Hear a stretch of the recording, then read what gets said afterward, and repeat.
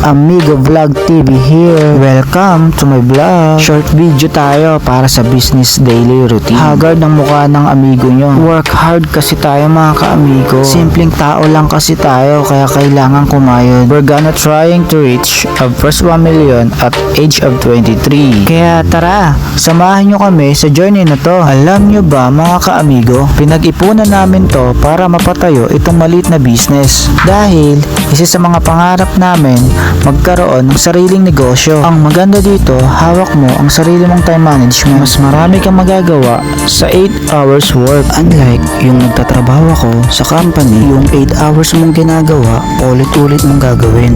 Bad luck ka pa kung nakuha mong company is all around. Then yung OT mo, madalas thank you na lang. Kaya mga kamigo, mas better may sarili kang negosyo. Magagawa mo ang gusto mo at dapat maging critical mindset tayo. Paano maging successful sa buhay? We have 3 types of business. So isa to sa mga pinagkakakitaan namin. Kailangan maging triple kayod talaga tayo para sa gusto nating hinaharap. At kahit nahihirapan na kayo, huwag niyong iisipin na susuko na kayo. Mga kaamigo, kahit sobrang hirap na at pagod na, lagi niyong iisipin at tatandaan na tama yung ginagawa niyo sa buhay. Once kapag nararamdaman niyo yun, huwag talaga kayong susuko. Dahil ang kasunod nun, ang tagumpay sa buhay. Kapag may problema, lagpasan, huwag kayo mag-stay mga kaamigo sa comfort zone nyo. Get out in your comfort zone. Harapin natin mga kaamigo ang fear natin sa buhay. Kapag naisip mong hindi mo kaya, subukan mo pa rin. Walang mawawala sa'yo kung susubukan mo. Huwag na huwag mong iisipin mga iisipin ng ibang tao. Yan kasi ang culture natin dito sa Pilipinas. Mas iisipin nila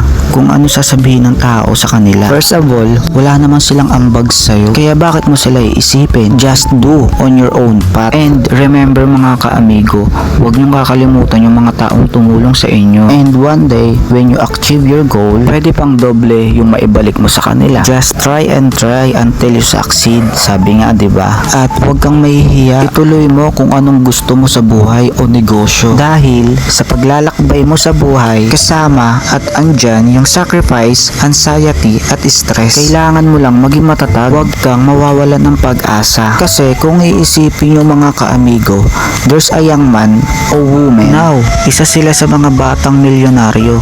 Alam ko dahil sa pagiging sacrifice nila sa buhay. Hindi lang sipag at tiyaga o diskarte, kailangan din natin ng talino. Kaya most recommended ko sa inyo mga kaamigo, magbasa kayo ng book.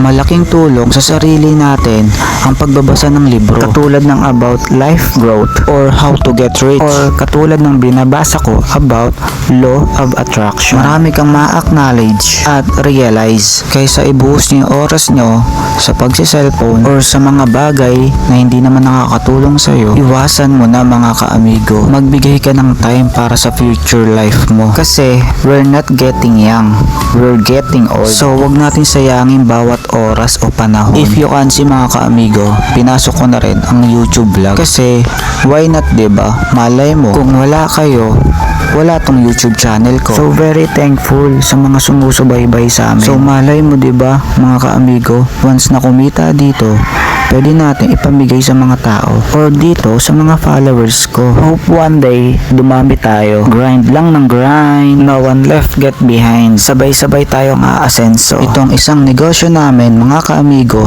about food beverage. Same as sa negosyo namin sa province. Disposable vape, mini donut, and pizza yung business namin doon. And andito kami sa Quezon City. So nagtayo kami ng another cart mga kaamigo. We are selling and services. Nagbebenta kami dito ng iced coffee, chicken pastil, special overload empanada, and we have one more ice for tail series. Mas maliit tong stall cart namin. Hindi siya katulad sa cart namin sa province. Mas malaki kasi yon mga kaamigo. Almost 30k kasi yung gastos namin doon. Sa cart lang yun ha. Unlike yung cart namin dito sa Quezon City, budget meal lang. Hope one day mapa-expand pa namin to. Sa mga nagtatanong, ang budget price namin dito almost 16 to 18k. day. All in na yun mga ka-amigo ha. Kasama na lahat mga product tsaka mga tools. So mga ka-amigo, nagsara na pala kami. 3 to 4 hours lang kaming bukas kasi marami pa ring ibang gagawin. So hindi ko na napakita pag assemble cart kasi yan. Nalobat kasi yung cellphone ko dyan mga amigo. Kaya nag-stop yung video ko kanina.